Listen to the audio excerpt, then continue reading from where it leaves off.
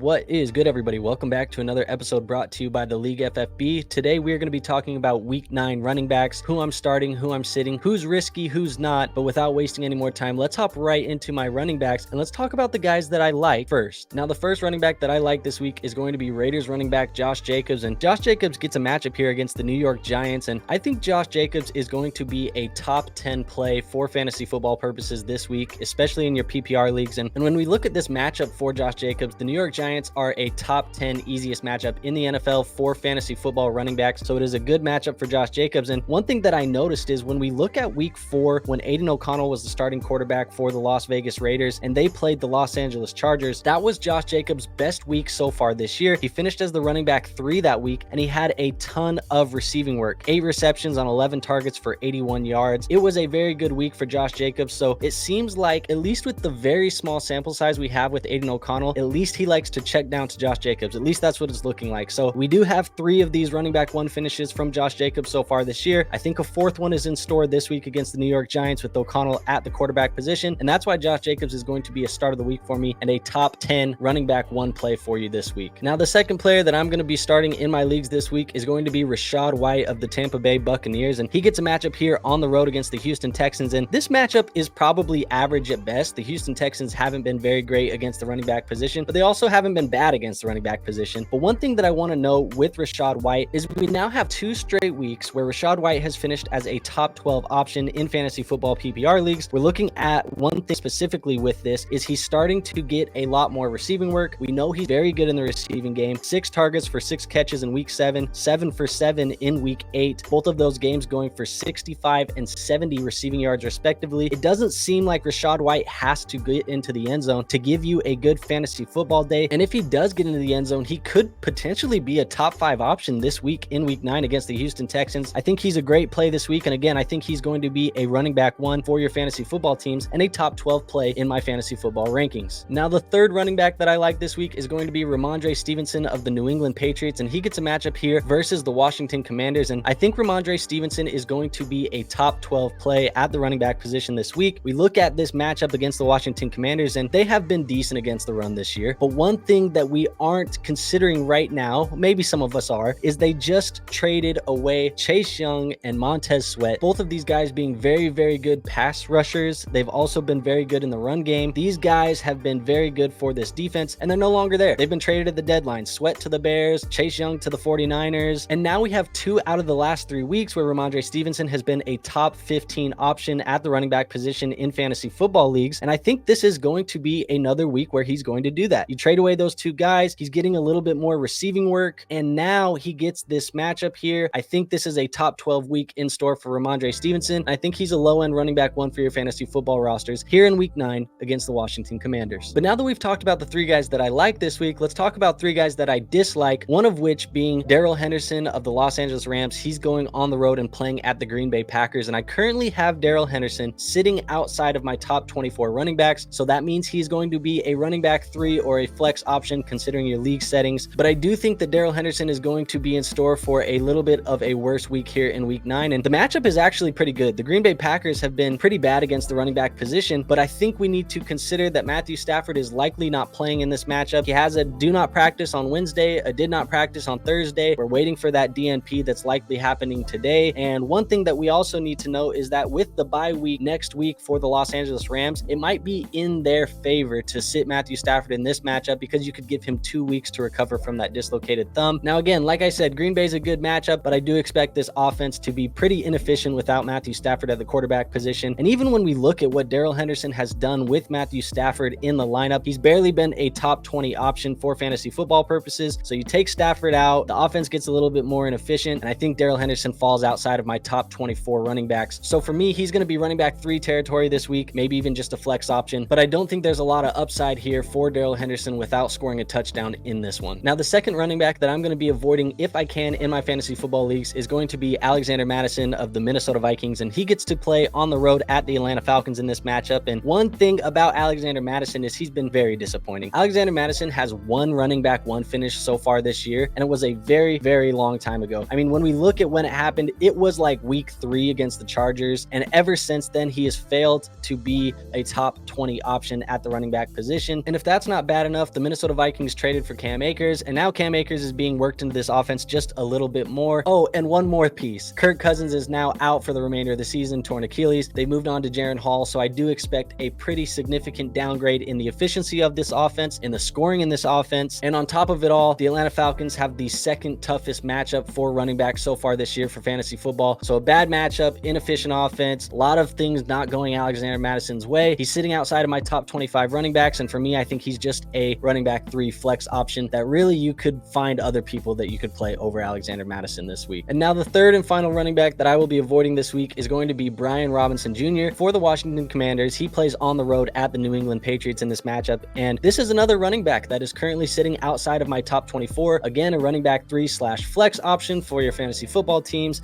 And when we look at what has been happening for Brian Robinson lately, the offense has been passing the football a lot. Sam Howell has been throwing that thing all over the field, which has meant a little bit less running for Brian Robinson. Week 7, he only had 8 carries. Week 8, he had 10 carries. The weeks before that, it was 10 and 6. So we've really not seen a lot of carries for Brian Robinson in this offense. He does seem to be a touchdown dependent option, because when you look at the weeks that he's had a touchdown, he's finished decently for fantasy football. I mean, week 2, he was the running back 1. Week 4, he was the running back 15, running back 17 in week 6. So overall, he has been touchdown dependent. So you're kind of banking on a touchdown here against the New England Patriots. I don't know if that's going to come. We have 2 weeks outside of the top 24 here, and I kind of expect that to continue for at least another week before they go play the Seattle Seahawks here in week 10. So for me, Brian Robinson, running back 3 flex territory, and somebody that I'm going to be avoiding in my fantasy football leagues this week. Now, with all of that being said, if you guys want to go play over on Underdog Fantasy, you can play their pick'ems. We do have a code over there. League FFB is the code you use when you sign up, or you can use the link in our description. But I have 4 plays here that I think are going to be good plays this week using the players that we talked about. The higher on Josh Jacobs, 96.5 rushing and receiving yards, higher than 4 receptions for Rachaad White, higher than 2 receptions for Alexander Mattison, and I do like the higher on the 71.5 rushing and receiving yards for Rhamondre Stevenson. If you hit 4 out of 4 of these on a standard play, that is going to be 10 times your entry, so you could turn $10 into $100. Or if you want to do an insured play, which allows you to miss on one of these, you could get up to 6 times. I think the insured play is like 1.5 times your money. So profit is profit in this world, man. If you can go get some profit by using these plays, things that we already talked about today, if you like the data, go ahead and join this and use code LeagueFFB when you sign up. Now, that is all I have for you guys today. If you did enjoy the video, go ahead and hit that like button. It is the best free way to show our channel some support. It does help us out in the algorithm to reach new channels and find more people that we can help in this fantasy football space. And if you want more videos like this and you don't want to miss any of the ones from our channel, make sure you're subscribed, make sure you hit that notification bell. And last but not least, if you want to talk fantasy football all day long, 24/7, 365, have direct access to me